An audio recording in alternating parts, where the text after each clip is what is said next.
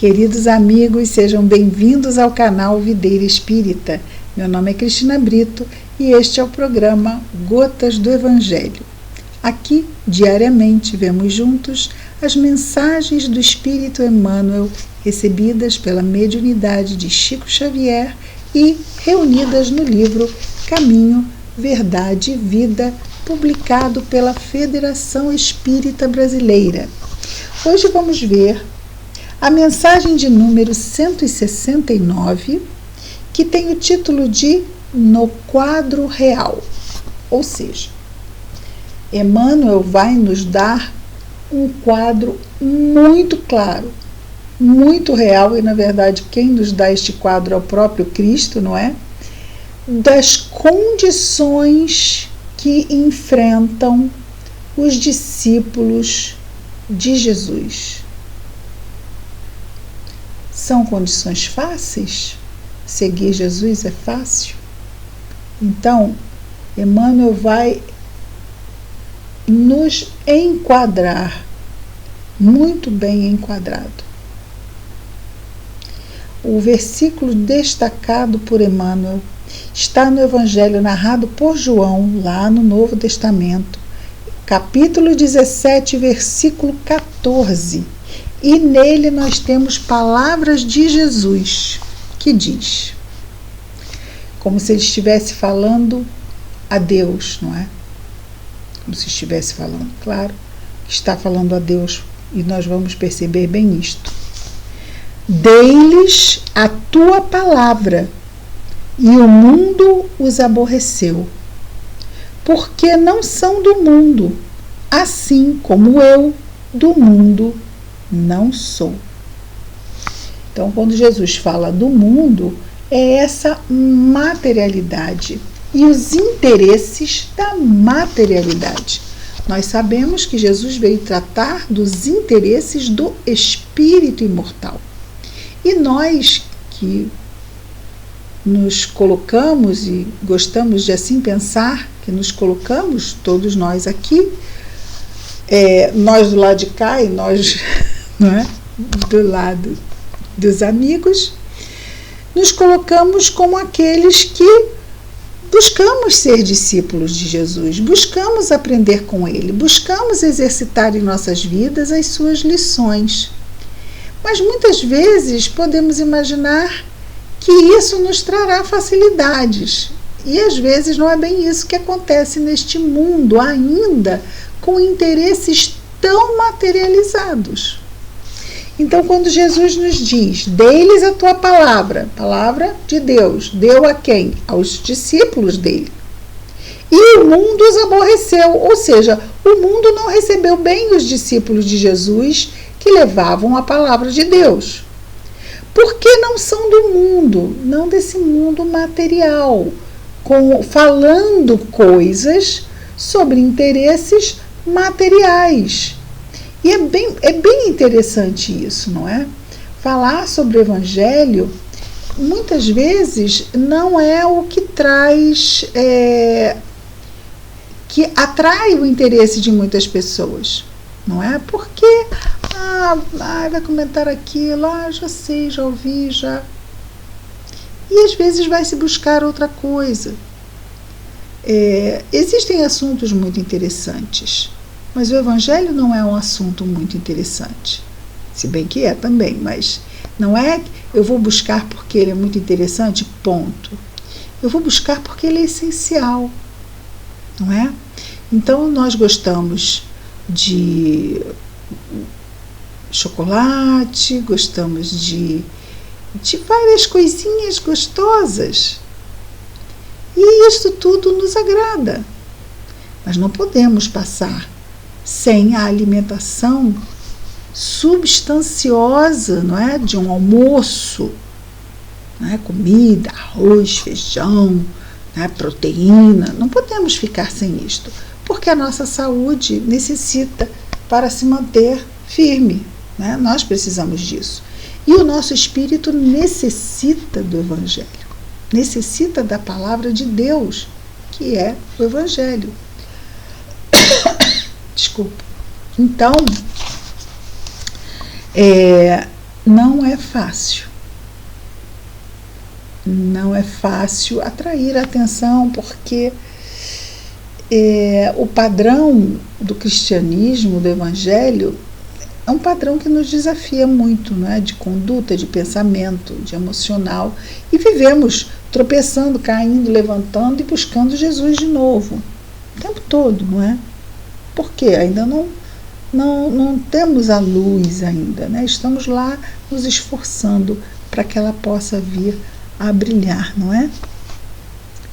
Então, Emmanuel vai comentar as palavras de Jesus, nos enquadrando no quadro real, dizendo o seguinte: aprendizes do Evangelho, nós, aprendizes do Evangelho, à espera de facilidades humanas, quer dizer, aí já gostamos de pensar que não nós, né? Aprendizes do Evangelho nós temos no mundo todo, em todas as religiões cristãs, não é? Aprendizes do Evangelho, à espera de facilidades humanas, constituirão sempre assembleias de engano voluntário. Ou seja, quem se aproxima de Jesus, esperando que a vida vai ficar fácil, está se enganando porque quer, porque ele nunca disse isso.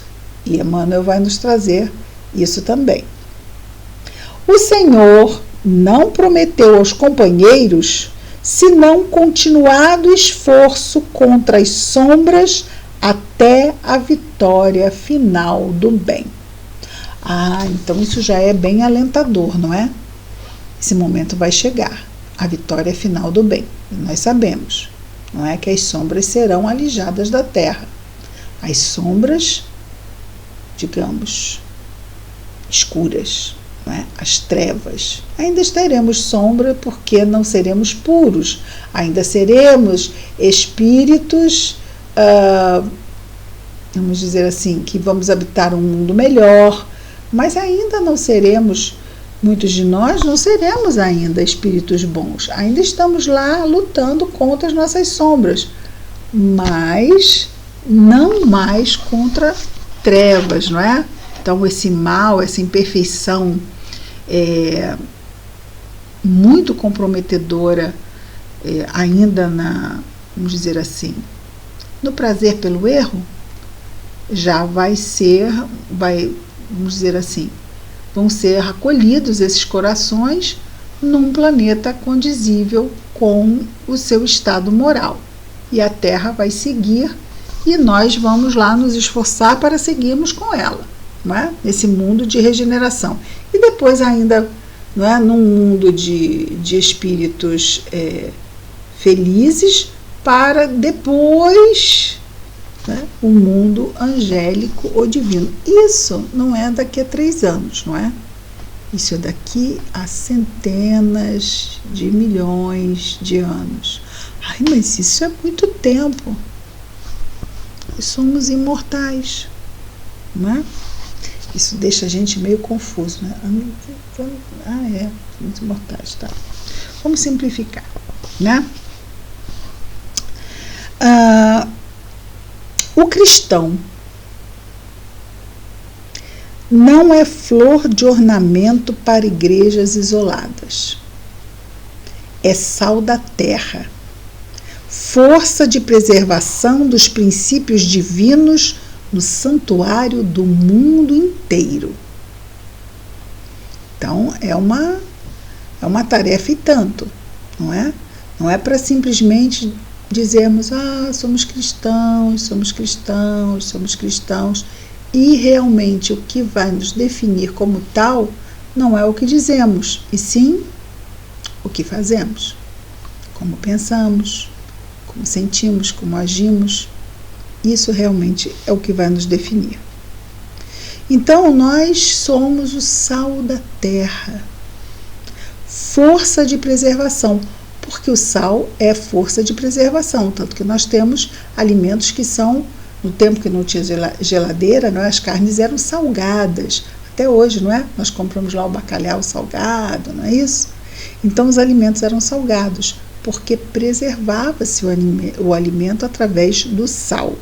Então, aqui Emmanuel relembra o termo que Jesus usou, vós sois o sal da terra.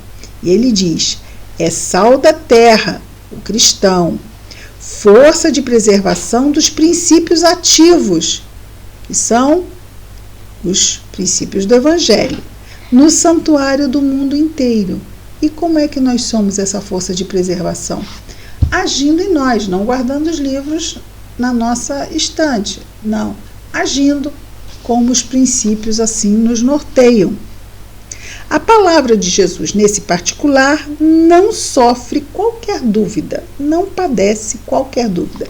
E aí Emmanuel nos traz algumas falas de Jesus, alguns trechos, onde ele deixa claro que realmente não é fácil segui-lo. Abre aspas. Jesus falando. Se alguém quiser vir após mim, renuncie a si mesmo, tome sua cruz e siga-me. Amai vossos inimigos, orai pelos que vos perseguem e caluniam, bendizei os que vos maldizem, emprestai sem nada esperardes, não julgueis para não serdes julgados. Entre vós, o maior seja o servo de todos. Buscai a porta estreita. Eis que vos envio como ovelhas ao meio dos lobos. No mundo tereis tribulações. No mundo, esse mundo material, tereis tribulações. Fecha aspas.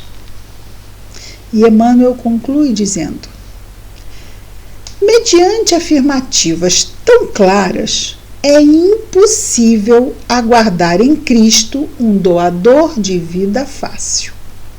Ninguém se aproxima dele sem o desejo sincero de aprender a melhorar-se. Se cristianismo é esperança, sublime amor celeste e fé restauradora, é também trabalho, sacrifício, aperfeiçoamento incessante. Comprovando suas lições divinas, o Mestre Supremo viveu servindo e morreu na cruz. Sim, Jesus exemplificou tudo que falou. Inclusive, uma das últimas coisas que ele disse antes de ser preso foi: o verdadeiro amigo é aquele que dá a vida pelo seu amigo. E foi o que ele fez por nós, nos ensinando sempre. Voltou, se apresentou aos apóstolos, de novo testemunhando que a morte não existe após a crucificação. E nós, 2000 anos depois, continuamos aprendendo com Jesus. E seguir Jesus, que é luz num mundo de sombras, não é fácil. Porque as sombras estão dentro de nós, mas a luz está também. E ela vai vencer. Não porque nós somos positivos, porque é a lei. Mas os nossos esforços, a nossa atenção, a nossa disposição e disponibilidade para esse trabalho que vai nos atender e nos fazer crescer espiritualmente e moralmente, é que vai determinar quanto tempo nós vamos levar. Pode ser mais lento, mais sofrido, mas pode ser menos lento e menos sofrido. Que Jesus nos abençoe para que possamos refletir e fazer as nossas escolhas pensando sobre isso, não é? Vamos orar a Jesus. Querido Mestre Jesus, obrigado, Senhor, por mais este dia, pelas oportunidades que nos chegam, e são tantas, Senhor. Abençoa-nos. Abençoa-nos para que percebamos, Senhor, as bênçãos que recebemos. Abençoa-nos, Senhor, para que percebamos o tesouro de família que temos. Abençoa-nos, Senhor, para que percebamos o Teu amor sempre, sempre conosco. Mas que percebamos também, Senhor, que percebamos também que, apesar dos desafios e dificuldades, grande é o nosso benefício quando nos permitimos exercitar, te seguir um pouco e sempre mais a cada dia. Abençoa-nos, Senhor, nossos lares e famílias, mas abençoa também, querido Mestre, a todos os nossos irmãos de humanidade. Em especial, sempre te pedimos, Senhor Jesus, pelos nossos irmãos em sofrimento. Abençoa-os, aonde quer que se encontrem. Abençoa-os. Obrigado por tudo, Mestre amado. Graças a Deus. É isso, queridos companheiros. Amanhã estaremos de novo juntos em mais um programa Gotas do Evangelho. Muita paz a todos.